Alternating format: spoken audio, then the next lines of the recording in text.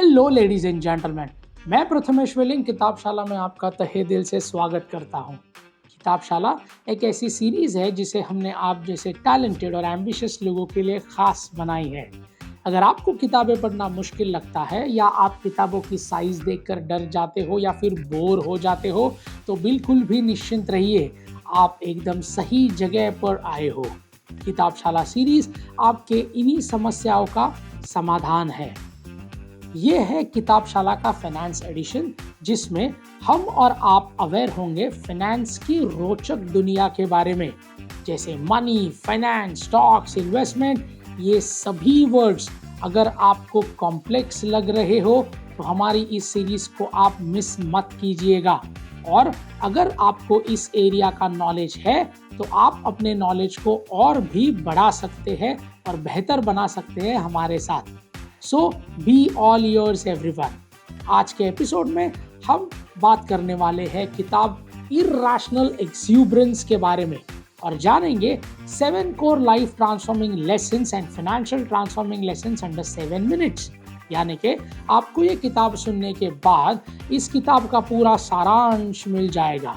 चलिए प्रारंभ करते हैं आज का एपिसोड, पर उसके पहले आप हमारे चैनल को सब्सक्राइब कीजिए और बेल आइकन प्रेस करना ना भूलें, ताकि हमारे वीडियोस की अपडेट आप तक बखूबी लगातार पहुंच सके। एक्साइटेड? चलिए शुरू करते हैं। रॉबर्ट जे शिलर ने एक महत्वपूर्ण किताब की रचना की है जो फाइनेंशियल बाजारों के मैकेनिक्स और उन्हें आकर देने वाले साइकोलॉजिकल फोर्सेस के बारे में बताती है। ये किताब आज ही लगभग 25 साल पहले प्रचलित की गई है और उस समय काफी लोगों की तरफ आकर्षित हुए, क्योंकि मार्केट को कमियों के बारे में बताती है। फेडरल रिजर्व के फॉर्मर चेयरमैन एलन ग्रीनस्पैन ने इर्रेशनल एक्सूबरेंस शब्द का इस्तेमाल करके इन्वेस्टर्स के मन में मार्केट की बढ़त को लेकर उत्साह की कमी को दर्शाया है।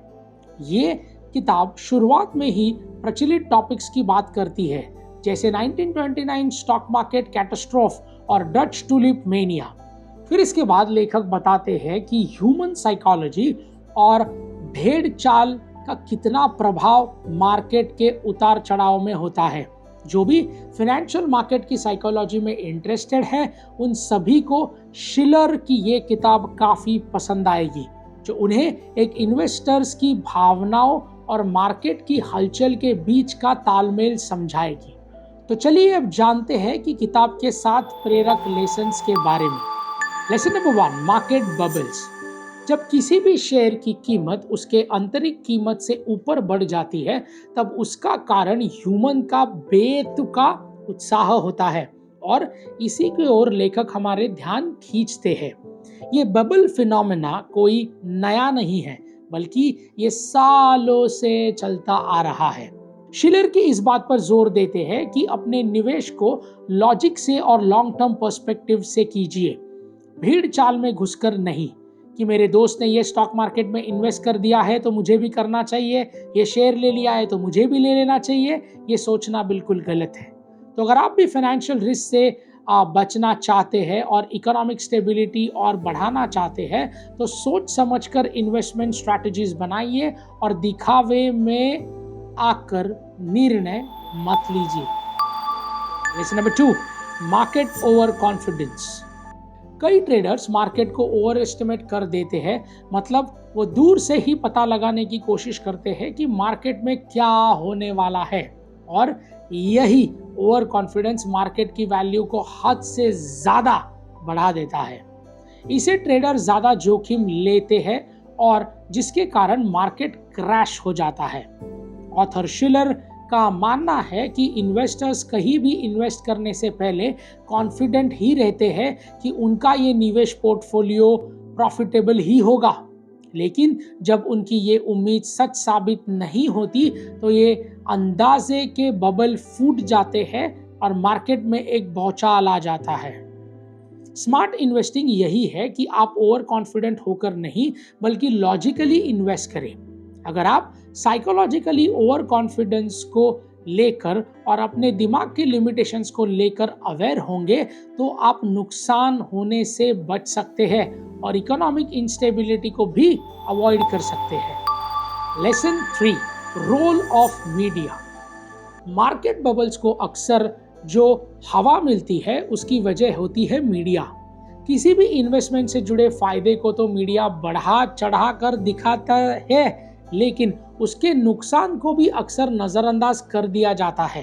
ये किताब इस बात को हाईलाइट करती है कि कैसे मीडिया इन्वेस्टिंग में भेड़ चाल को प्रमोट करती है, यानी कि अगर कोई एक सफल हो जाए तो मीडिया हमें उसकी इन्वेस्टमेंट के फायदे बताना चालू कर देती है और किसी के लिए प्रति हमें जो एक एक्साइटमेंट होती है उसको और डबल कर देती है।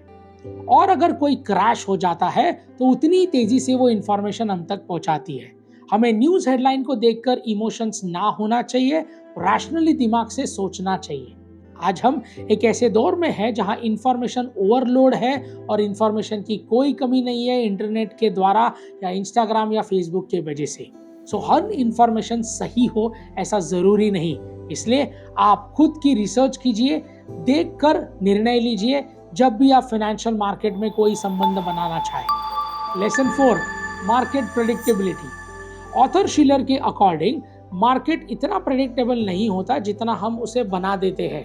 उनका कहना है कि मार्केट एक नहीं बल्कि कई फैक्टर्स के ऊपर डिपेंड करता है, खासकर ह्यूमन बिहेवियर से जुड़े फैक्टर्स, फाइनेंशियल कॉम्प्लिकेटिव से जुड़े फैक्टर्स जिन्हें प्रेडिक्ट करना लगभग नामुमकिन सा है।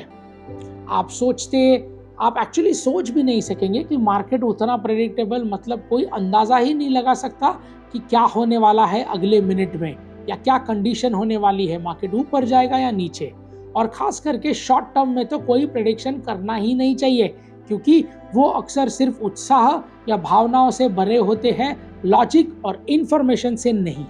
शॉर्ट टर्म प्राइसेस का अंदाजा लगाना कि 2 दिन के बाद इतना रिटर्न मिल सकता है या फिर 4 दिन के बाद इतना रिटर्न मिल सकता है, ये बिल्कुल सही नहीं है।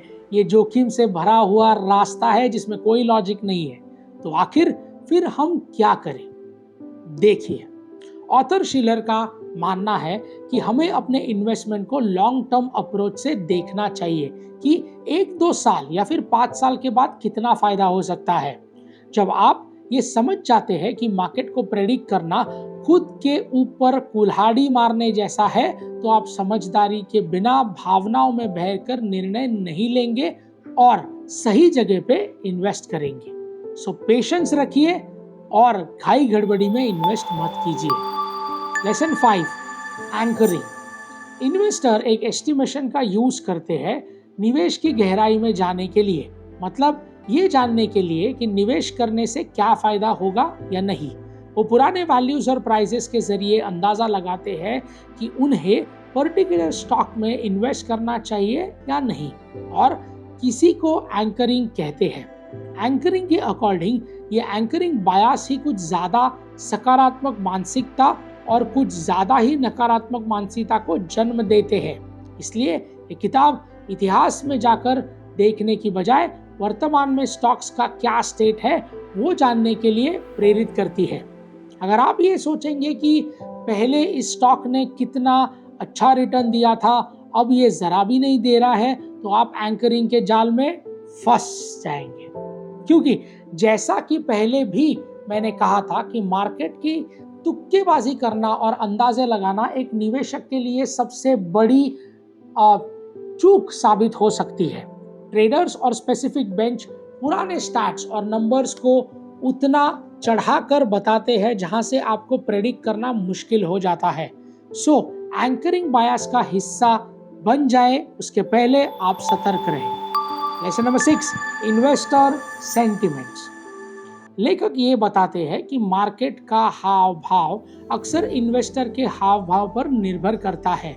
ये भले ही लॉजिकल या प्रैक्टिकल बात नहीं है, लेकिन इन्वेस्टर का उत्साह और उनकी निराशा से मार्केट के ऊपर एक गहरा प्रभाव पड़ता है। जब निवेशक कुछ ज़्यादा ही उत्साह में होते हैं तो स्टॉक्स के प्राइजेस अक्सर बढ़ जाते हैं, उनकी फंडामेंटल्स वैल्यू शिफ्ट हो जाती है, जैसे कि बबल के टाइम पर हुआ था।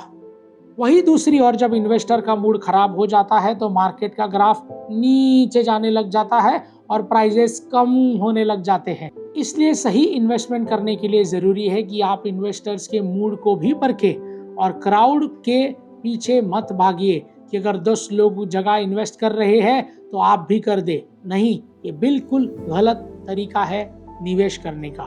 बल्कि अपना एक अलग नज़रिया रखें और सूझबूझकर सही निर्णय लीजिए। Lesson number 7, bubbles and financial crisis. Bubbles कोई हमेशा रहने वाला फिनोमेना नहीं है, बल्कि वो समाप्त हो जाता है या फूट जाता है, जिसके कारण फाइनेंशियल क्राइसिस पैदा होते हैं और जिससे काफ़ी नुकसान भुगतना पड़ता है। ये दो चीज़ें एक गहरा प्रभाव डालती है और उसका कारण है पहले तो हाउसिंग मार्केट मेल्टडाउन और दूसरे .com बबल्स। ऑथर शिलर ये समझाने की कोशिश करते हैं, ये दिखा रहे हैं कि कैसे ओवर कॉन्फिडेंस और सकारात्मकता के ओवरडोज के कारण फाइनेंशियल क्राइसिस के पहले ही सब कुछ खत्म हो जाता है। इस बबल के कारण मार्केट प्राइस आसमान छूते हैं, जिससे कारण रिसेशन और मार्केट कोलैप्स भी होने की स्थिति जाग जाती है। इसलिए बबल वार्निंग इंडिकेटर की तरफ ध्यान देना बहुत ज़्यादा ज़रूरी है और एक्स्ट्रा ऑप्टिमिज्म के टाइम पर ही केयर करना ज़रूरी है। तो इसी के साथ रॉबर्ट जे शिलर की किताब के 7 लेसन्स यहाँ पर समाप्त होते हैं। तो हम इस किताब में सीखते हैं कि ओवर कॉन्फिडेंस और ओवर ऑप्टिमिज्म सिर्फ हमारे रोज़मर्रा के जीवन में ही घातक नहीं, बल्कि फाइनेंशियल मार्केट्स को नेविगेट करते समय भी उतना ही घातक साबित होता है। उनकी बातों को साबित करने के लिए लेखक हाउसिंग मेल्टडाउन और .com बबल जैसे उदाहरणों का इस्तेमाल करते हैं और हमारे सामने पेश करते हैं। वो मार्केट के अनप्रेडिक्टेबल नेचर की ओर हमारा ध्यान खींचते हैं और शॉर्ट टर्म निवेश करने का नुकसान भी बताते हैं। तो जो भी निवेशक मार्केट की कॉम्प्लेक्सिटी को समझ नहीं पा रहे हैं और उसे सही ढंग से मैनेज करना चाहते हो, तो आप इस किताब को ज़रूर पढ़ लीजिएगा। अगर नहीं पढ़ पाए तो हमारा ये वीडियो 3-4 बार देख लीजिए, आपको सब कुछ समझ में आ जाएगा। सो लेडीज एंड जेंटलमैन, इस किताब को एक ज्ञान का खजाना समझना बिल्कुल सही है, लेकिन आपके दिमाग को सिर्फ इंफॉर्मेशन से भर देना हमारा मकसद बिल्कुल भी नहीं, बल्कि हम तो एक माध्यम है, एक मीडियम है, एक जरिया है जो किताबशाला के जरिए दुनिया का सर्वश्रेष्ठ ज्ञान आप तक सिंपल भाषा में पहुंचाने की कोशिश कर रहे हैं। तो इस ज्ञान को सिर्फ ज्ञान ना रहने दें, इसे रोजमर्रा के जीवन में इस्तेमाल कीजिए और अपने जीवन को आगे ले जाइए। किताबशाला के अगले एपिसोड में फिर मुलाकात होगी, जहां हम बात करेंगे द 1 पेज फाइनेंशियल प्लान नाम की एक किताब के बारे में, जो हमें एक ही पेज से अपने फाइनेंशियल लाइफ को सीधा रास्ता दिखाने की पूरी कोशिश करेगी। इस किताब के लेखक कैरल रिचर्ड्स जो हमें फाइनेंशियल क्लैरिटी पाने का एक बेहतरीन जरिया बताएंगे इस किताब में। तब तक हमारे साथ बने रहिए। दिस इज प्रथमेश वेलिंग signing off until we meet next. Thank you.